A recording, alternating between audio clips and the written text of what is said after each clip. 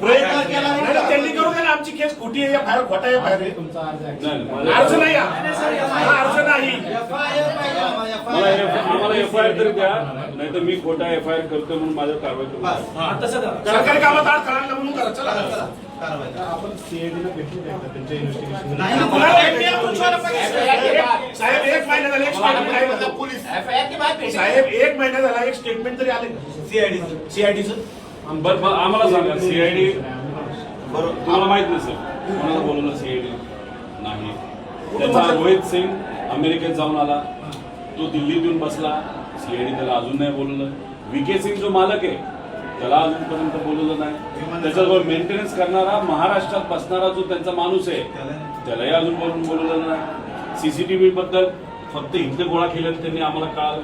त्यानंतर तिथं जो जे 2 येणार होते कॅप्टन पायलट ते अचानक कॅन्सल झाले. का झाले त्यांना अजूनपर्यंत बोलवलं नाही, त्यांना नोटीस नाही. आणि डीजीसीच्या कोणत्या अधिकाऱ्यांनी मंजुरी दिली याला? आणि हे आमच्या लेवलला आम्हाला कळलेलं माहिती. आता पब्लिकला तर काहीच माहित नाही.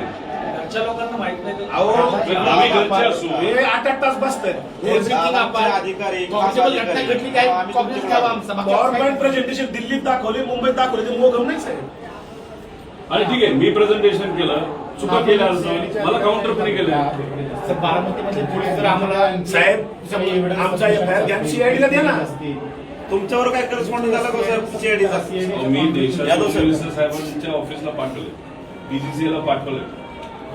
आम्ही एव्हिएशन मंत्री तिथं नसावेत असं म्हणत असलो तरी त्यांच्या मंत्रालयाला मी पाठवलेलं आहे. हे एव्हिएशन मिनिस्टरच्या डीजीसी अहो त्याला VSR कंपनी जी आहे त्याचे आणि त्या DGC जी पार्टी आहे त्याचे जे प्रमुख आहे त्यांचं कमर्शियल रिलेशनशिप आहे. मग म्हणून VSR ला वाचवत आहे. केलं ना तक्रार समिती. VSR ला म्हणून वाचवत आहे. आणि मग आमचं म्हणणं तुम्ही त्याच्या VSR विरोधात एफआयआर घेत नाही, मग तुम्ही सुद्धा नाही, वाचवताय. आणि चालू तपास जे सांगताय तुम्ही साहेब त्याच्यामध्ये अँगल कोणता आहे? अपघात आणि टेक्निकल. क्रिमिनल चौकशी कोण करत? 5 लोकांच्या मृत्यूची आमची बाकी आमचं काहीच म्हणणं नाही. सिंपल एकदम 5 लोक मयत झाले एका ऍक्सिडेंट मध्ये. आमची ऍक्सिडेंटची एफआयआर टाकतो आणि आमची एफआयआर कुठे तपासामध्ये काही येऊ दे पुढे.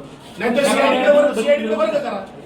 इन्व्हेस्टिगेशन चालू आहे. एफआयआर वर्ग करायचं. ईडीच्या इन्व्हेस्टिगेशनमधून त्याच्या फाइंडिंग झाल्या कसं तुम्ही गुन्हा दाखल करणार आहे? गुन्हा दाखल व्हायचा 1 महिना झाला साहेब, 1 महिना जर झाला. दाखल त्यांनी केलंच नाही तर आम्ही काय करणार? एकदा तुम्ही डिस्कशन व्हायला पाहिजे. तर साहेब सीबीआय मध्ये आता सुद्धा आपण बोलतोय, आता आपण बोलत असताना 7,000 पेक्षा जास्त केसेस प्रलंबित आहेत. 2600 केसेस 10 वर्षाला प्रलंबित आहेत.